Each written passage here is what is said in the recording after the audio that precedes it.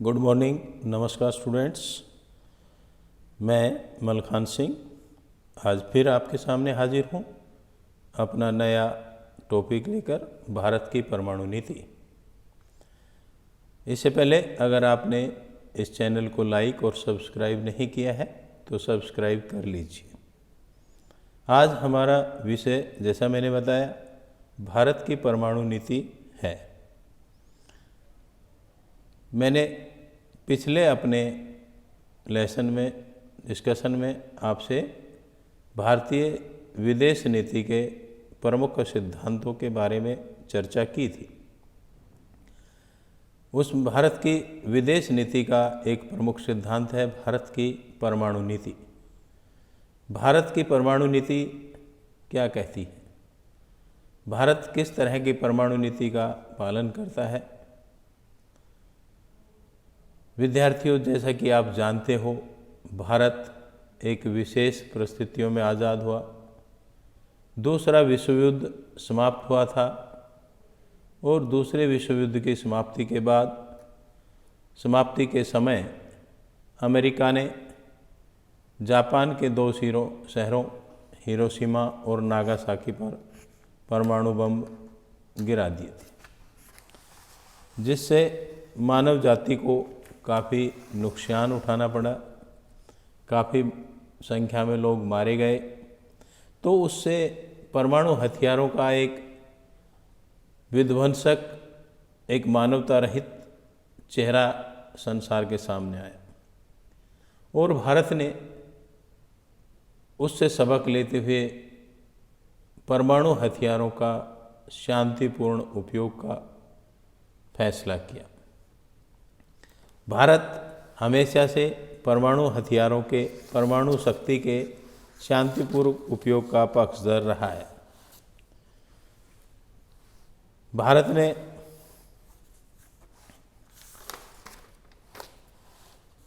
हमेशा से निशस्त्रीकरण और आणविक हथियारों के उपयोग पर रोक लगाने का समर्थन किया है। 1947 से लेकर 1962 तक भारत ने परमाणु हथियारों का उपयोग नहीं किया, ना ही हथियार बनाए। नेहरू ने हमेशा औद्योगिक उन्नति, औद्योगिक विकास और आधुनिकीकरण पर बल दिया। 1940 के दशक के अंतिम वर्षों में हमारी परमाणु नीति की शुरुआत, परमाणु कार्यक्रम की शुरुआत डॉक्टर होमी भाभा के निर्देशन में शुरू हो चुकी थी। साम्यवादी चीन ने 1964 में परमाणु परीक्षण किया। अणुशक्ति बिरादरी में संयुक्त राज्य अमेरिका, सोवियत संघ, ब्रिटेन, फ्रांस और चीन, जो संयुक्त राष्ट्र के सुरक्षा परिषद के स्थायी सदस्य थे, दुनिया के अन्य देशों पर 1968 में परमाणु अप्रसार संधि को थोपना चाहा। भारत हमेशा से इस संधि को भेदभावपूर्ण मानता आया है। भारत ने जब अपना परमाणु परीक्षण किया तो वह घरेलू राजनीति के लिहाज से बड़ा कठिन समय था। 1973 में अरब इजराइल युद्ध हुआ। इसके लिए पूरे विश्व में तेल महंगा हुआ, क्योंकि अरब राष्ट्रों ने तेल की कीमतों में बेतहाशा वृद्धि कर दी थी। हालांकि राजनीतिक दलों के बीच में विदेश नीति को लेकर छोटे मोटे मतभेद हैं, लेकिन राष्ट्रीय अखंडता, अंतर्राष्ट्रीय सीमा और देश की सीमाओं की सुरक्षा के संबंध में सभी राजनीतिक दल एक सहमत हैं। अब हम बात करते हैं शस्त्र नियंत्रण और निशस्त्रीकरण के प्रयास। अर्थात विश्व में कब कब शस्त्र नियंत्रण का प्रयास किया गया विश्व बिरादरी के द्वारा, कौन कौन सी संधियां अस्तित्व में आई, भारत ने इन संधियों पर हस्ताक्षर किए या नहीं किए, नहीं किए तो क्यों नहीं किए, ये हम अब पढ़ेंगे। दूसरे विश्व युद्ध के बाद विश्व शांति का निर्वाह करने के लिए संयुक्त राष्ट्र संघ का निर्माण हुआ और संयुक्त राष्ट्र संघ ने शस्त्र नियंत्रण के लिए प्रयास शुरू किए। परमाणु हथियारों के विनाशकारी उपयोग के लिए 1946 में प्रथम संयुक्त राष्ट्र सामान्य सभा में प्रस्ताव लाया गया। 1959 में अंतर्राष्ट्रीय निरीक्षण के अंतर्गत संयुक्त राष्ट्र के सामान्य और पूर्ण निशस्त्रीकरण का आयोग गठित किया गया। 1961 में निशस्त्रीकरण पर 18 राष्ट्र आयोग की स्थापना की। बाद में इसे निशस्त्रीकरण आयोग का दर्जा दे दिया गया। विद्यार्थियों, इन प्रयासों के बाद संयुक्त राष्ट्र सुरक्षा परिषद में जो परमाणु संपन्न राष्ट्र थे, उन्होंने परमाणु हथियारों के प्रसार को रोकने के लिए समय समय पर अनेक संधियाँ की। सबसे पहले आंशिक परीक्षण प्रतिबंध संधि पीटीबीटी पार्शियल टेस्ट बैन ट्रीटी। 1963 में इंग्लैंड, अमेरिका, सोवियत संघ द्वारा पीटीबीटी पर हस्ताक्षर किए गए। यह भूमि, वायु और जल के अंदर सभी प्रकार के परीक्षणों पर प्रतिबंध लगाता है।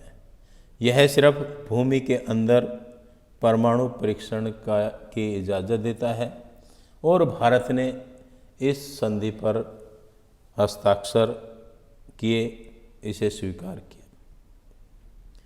दूसरी महत्वपूर्ण संधि परमाणु शस्त्र प्रसार निषेध संधि NPT nuclear non proliferation treaty 1968 में इंग्लैंड, अमेरिका और सोवियत रूस सहित 50 देशों ने इस पर हस्ताक्षर किए। यह समझौता परमाणु देशों द्वारा गैर परमाणु देशों को बढ़ावा देने या हथियार बनाने के लिए कच्चा माल देने पर प्रतिबंध लगाता है। अर्थात जिन देशों के पास पहले से परमाणु बम है या टेक्नोलॉजी है या कच्चा माल है जिससे परमाणु बम बनाए जा सके, ये संधि उन देशों के द्वारा दूसरे देशों को जिनके पास हथियार नहीं है को सहायता देने का निषेध करती है, उसका विरोध करती है। भारत ने इस संधि पर हस्ताक्षर नहीं किए क्योंकि भारत इसको भेदभावपूर्ण मानता है। ये विश्व को दो भागों में बांटने का प्रयास था, एक परमाणु संपन्न राष्ट्र और एक दूसरे राष्ट्र जिनको बनाने की अनुमति नहीं।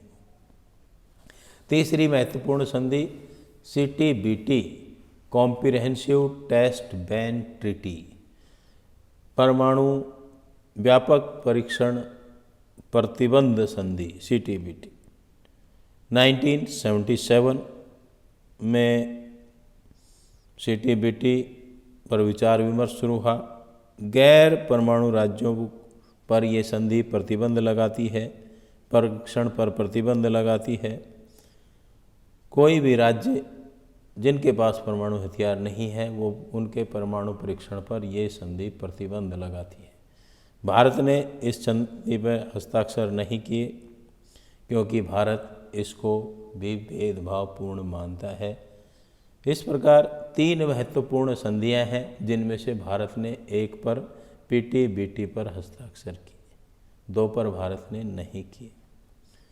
भारत का निशस्त्रीकरण के प्रति दृष्टिकोण बिल्कुल स्पष्ट है।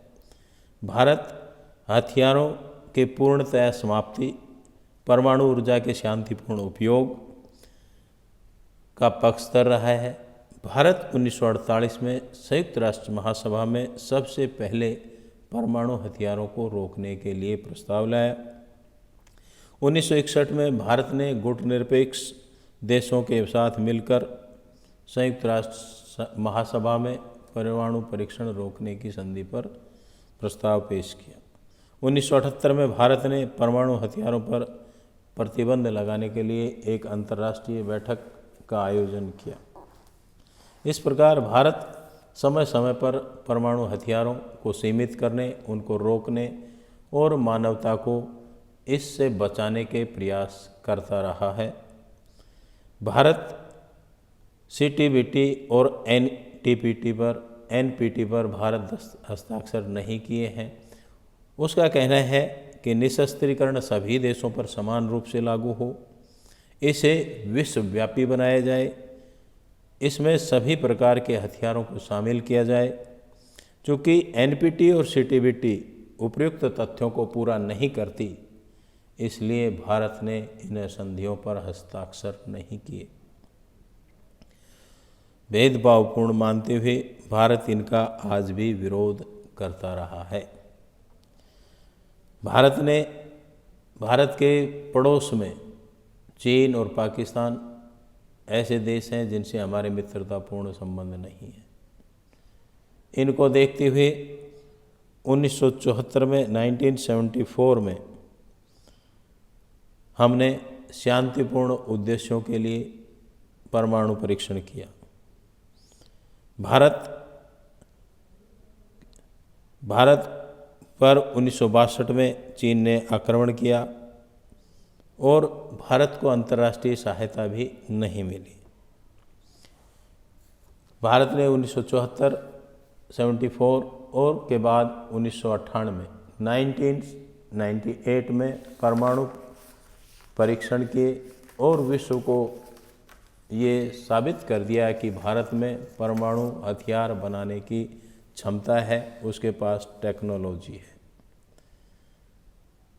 भारत लगातार इस प्रयास में है कि पूरे विश्व को परमाणु हथियार से रहित बनाया जाए, लेकिन अपनी सामरिक दृष्टि, आसपास का जो माहौल, चीन, पाकिस्तान जैसे देशों से हमारा अमित्रतापूर्ण संबंध ने हमें विवश किया और हमने 1998 में 1998 में परमाणु परीक्षण दोबारा किया। हमने अपनी क्षमता के अनुसार अपनी आत्मरक्षा के लिए परमाणु हथियार उपयोग करने की नीति पर कायम हैं हम, और हमारी विदेश नीति का ये हिस्सा है कि हम किसी भी देश पर पहले परमाणु हथियारों का उपयोग नहीं करेंगे।